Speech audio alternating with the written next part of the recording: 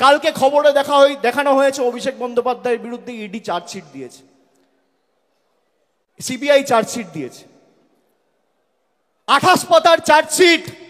2 জায়গায় খালি আমার নামটা লিখেছে। তাও অভিষেক বন্দ্যোপাধ্যায় কে, বাড়ি কোথায়, সাংসদ না বিধায়ক না পঞ্চায়েত প্রধান, কোথায় থাকে, কার ছেলে, কোনো পরিচয় নেই। বিজেপি নেতারা যেমন ভাব বাচ্চে কথা বলতো, ইডি সিবিআই এখন ভাব বাচ্চে কথা বলছে। এই ভয়টা দেখে আমার ভালো লেগেছে। খবরে যা বেরোয় 100তে 100টাই মিথ্যে, আমি আপনাকে বলছি। 12 লক্ষ মানুষকে বাড়ি দিয়েছে আমাদের সরকার। একদিন একটা খবর দেখেছেন? 2.5 কোটি মানুষকে, 2.5 কোটি মহিলাদের, মায়েদের, দিদিদের, বোনেদের নিজের গচ্ছিত সঞ্চিত সরকারি, রাজ্য সরকারের কোষাগার থেকে আমাদের সরকার লক্ষ্মীর ভান্ডার দিয়েছে 50,000 কোটি টাকা খরচা করে। একদিন খবর দেখেছেন? এই খবর দেখবেন না। পথশ্রীতে প্রায় গত 3 বছরে 15,000 কোটি টাকা খরচা করে প্রায় 24,000 কিলোমিটার রাস্তা তৈরি করেছে। খবরে দেখেছেন? কেন্দ্র থেকে এক পয়সা না নিয়ে দেখবেন না। অভিষেক ব্যানার্জির বিরুদ্ধে সিবিআই চার্জশিট দিয়েছে। আরে আমি সকাল বিকেল কথা পাল্টাই না। 5 বছর আগে কোভিডের সময় 2020 সালে বলেছিলাম যে আমার বিরুদ্ধে যদি কোনো রকম কোনো প্রমাণ বা কোনোভাবে সিবিআই বা ইডি প্রমাণ করতে পারে বা তথ্য দিতে পারে আদালতে যে আমার প্রত্যক্ষ বা পরোক্ষ মদতে কোনো ভুল হয়েছে, কোনো দুর্নীতি হয়েছে, কেউ 10 পয়সা তুলেছে, আপনাকে চার্জশিট দিতে হবে না, সামান দিয়ে আমায় ডাকতে হবে না, ফাঁসির মঞ্চ করুন, গিয়ে মৃত্যুবরণ করব। আজকে একই কথা বলছি। আপনার কাছে প্রমাণ থাকলে প্রমাণ দেবেন। আমাকে তো সিবিআই ডেকেছিল, নবজোয়ারে যখন গেছিলাম, যাত্রা বন্ধ করে এসেছি একদিনের জন্য।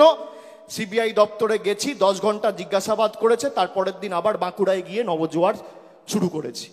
কাঁচকলা। আপনি কি ভাবছেন থমকে চমকে দমিয়ে রাখবেন?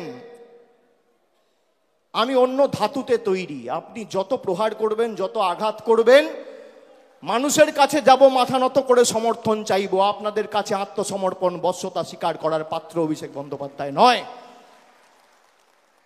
আমরা সবাই এসছি আমাদের নেত্রীর কাছ থেকে তার নির্দেশ নিয়ে আগামী দিন এলাকায় ফিরে গিয়ে কাজ শুরু করার লক্ষ্যে।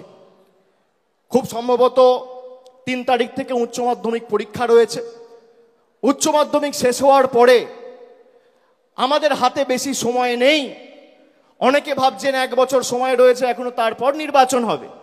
1 বছরের মধ্যে 2 মাস 3 মাস বর্ষা রয়েছে, তার মধ্যে 15 দিন পরীক্ষা রয়েছে, 2 মাস কালী পুজো, দুর্গা পুজো, দেখতে গেলে হাতে 4-5 মাসের বেশি সময় নেই। এখন থেকে মাঠে নামুন, রাস্তায় থাকুন, অতন্দ্র প্রহরীর মতো বাংলাকে আগলে রাখুন। যেখানে দরকার হবে আপনারা যে পাড়ায় যেতে বলবেন, যে বুথে ঢুকতে বলবেন, আগামী দিনে আমি যাব, কথা দিয়ে যাচ্ছি। কিন্তু লড়াইটা নিজের কাঁধে তুলে নিয়ে 214 থেকে একটা আসন হলেও আমাদের বাড়াতে হবে। 2026-এ আমাদের লক্ষ্য যে কটা আবর্জনা বিজেপির, ওই 70-75টা তো জিতেছিল, তার মধ্যে 10 জন চলেই এসছে। আর নির্বাচন হয়েছে, সেখানেও তৃণমূল কংগ্রেস জিতেছে। নির্বাচন যখনই হয়েছে, যারা বিজেপি থেকে এসে তৃণমূলের প্রার্থী হয়ে নির্বাচনে দাঁড়িয়েছে, মানুষ তাদের দুহাত তুলে সমর্থন করেছে। আমি আপনাদের অনুরোধ করব, 1 বছর আগামী সব কিছু ভুলে গিয়ে, নিজেদের মধ্যে ভেদাভেদ ভুলে গিয়ে, মানুষের কাছে ঐক্যবদ্ধ হয়ে, মানুষের কাছে গিয়ে সরকারের যে জনমুখী প্রকল্প এবং জনসংযোগ আরো আগামী দিন কিভাবে নিবিড় করে তোলা যায়, সেই দিকে নজর দিন। ষড়যন্ত্র করে কোনো লাভ নেই।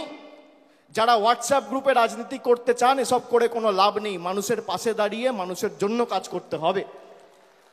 আর যারা চক্রান্ত করবেন তারাই আক্রান্ত হবেন। মানুষের জন্য কাজ করতে গেলে মানুষ কিসে খুশি, মানুষ কিসে অখুশি, কি প্রয়োজন, কোথায় জল যাচ্ছে না, কোথায় কে কন্যাশ্রী পাচ্ছে না, কোথায় কে লক্ষ্মীর ভান্ডার পাচ্ছে না, আমাদের সেই কাজগুলো সুনিশ্চিত করতে হবে। এটাই তো বাংলার বৈশিষ্ট্য। নানা ভাষা, নানা মত, নানা পরিধান, বিবিধের মাঝে দেখো মিলন মহান। বৈচিত্র্যের মধ্যে একতা। আমরা বারবার সেই বৈচিত্র্যের মধ্যে একতাকে মূল মন্ত্র এবং পথ চলার পাথেয় করেই লড়াই লড়েছি, আগামী দিনও লড়ব।